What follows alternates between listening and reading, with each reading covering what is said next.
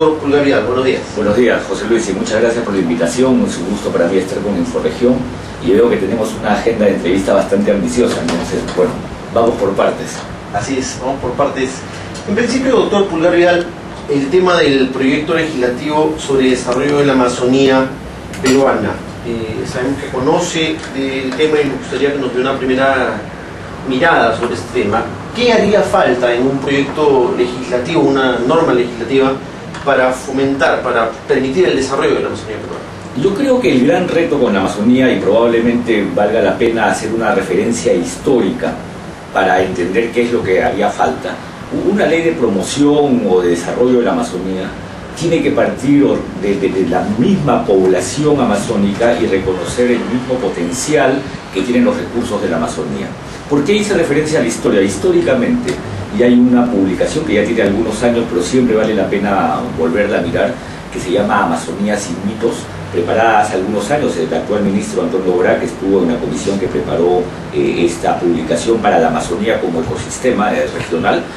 Hay una serie de mitos alrededor de la Amazonía, y estos mitos han llevado a que históricamente en el Perú se plantearan políticas que, sin reconocer el potencial de la Amazonía, pensaban que la Amazonía era un espacio vacío que debía ser colonizado, ¿no? Entonces, lo que ha ocurrido es que todas estas políticas han terminado fracasando, políticas que se dieron especialmente bajo el gobierno del expresidente Fernando Belaúnde, han llevado a que ciudades que se planteaban como polo de desarrollo se conviertan hoy día en ciudades que son absolutamente dependientes, pueblos empobrecidos, dependientes del cultivo de la hoja de coca.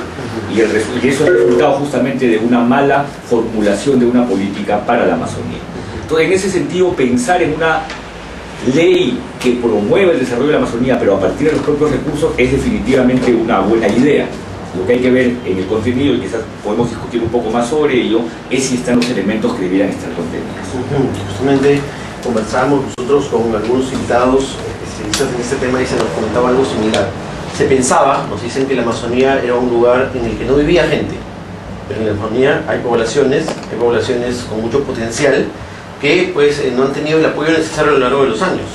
Justamente para entrar a ese punto, ¿qué contenidos deberían considerarse para lograr este desarrollo? Yo creo que si uno quiere hacer una ley que resulte formulando una política coherente, uno tiene que partir de, primero, tratar de corregir desde la ley aquello que se hizo mal. Segundo, reconocer cuáles son los potenciales. Y tercero, promover fórmulas para generar inversión a partir de ese potencial. ¿Qué es lo que quiero decir?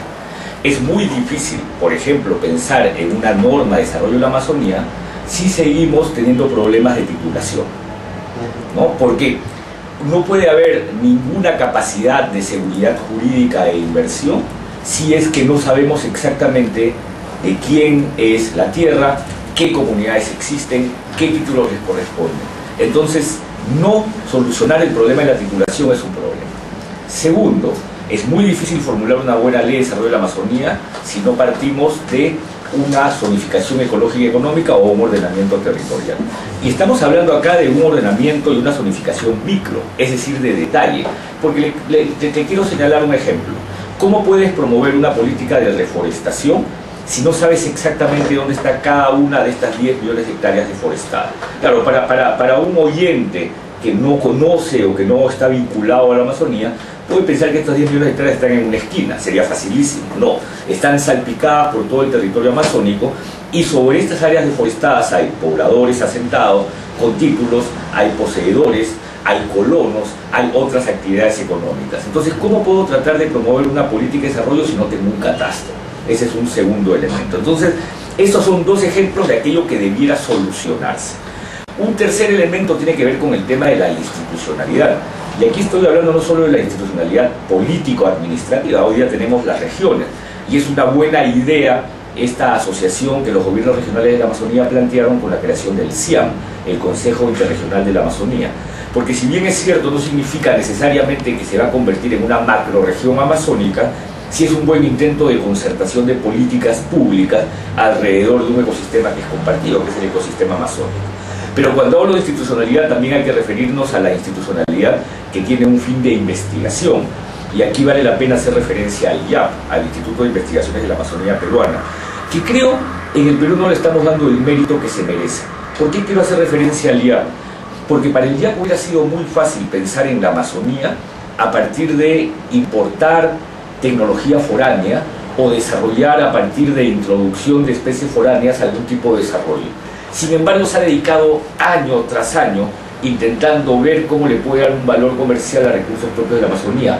Crianza en cautiverio del paiche, que no ha sido nada fácil, el tema del camu camu y muchas otras especies propias de la Amazonía. Entonces hay que potenciar al IAP como un espacio que lo que puede es encontrar un valor comercial para los recursos de la propia Amazonía. Entonces esos son los tres temas que desde mi punto de vista deben ser corregidos. La titulación, la zonificación, la institucionalidad, potenciando la labor de este Consejo Interregional de la Amazonía y también la potenciación del Instituto de Investigación de la Amazonía Peruana.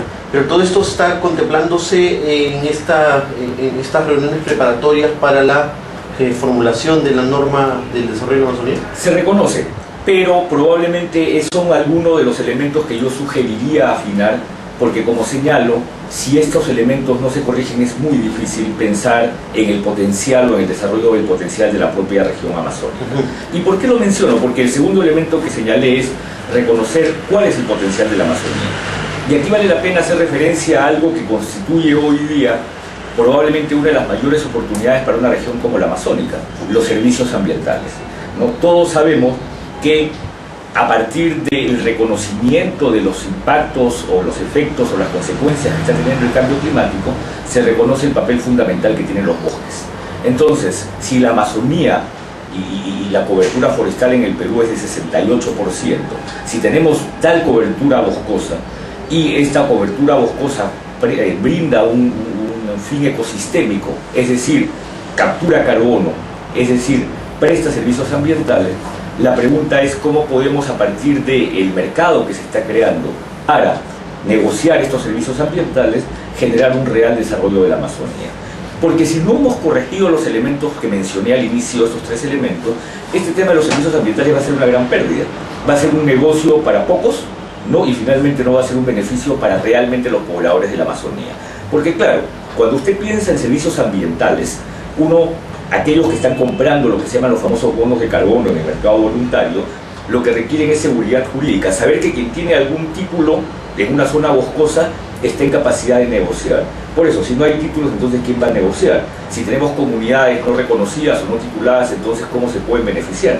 Y es por eso que las propias poblaciones indígenas de la Amazonía hasta hoy día muestran resistencia respecto al tema de los que se llaman proyectos RED, es decir, proyectos de deforestación, de reducción de emisiones por deforestación evitada o cambio de uso del suelo. Entonces, ese potencial no puede lograrse si no logro lo anterior. Claro.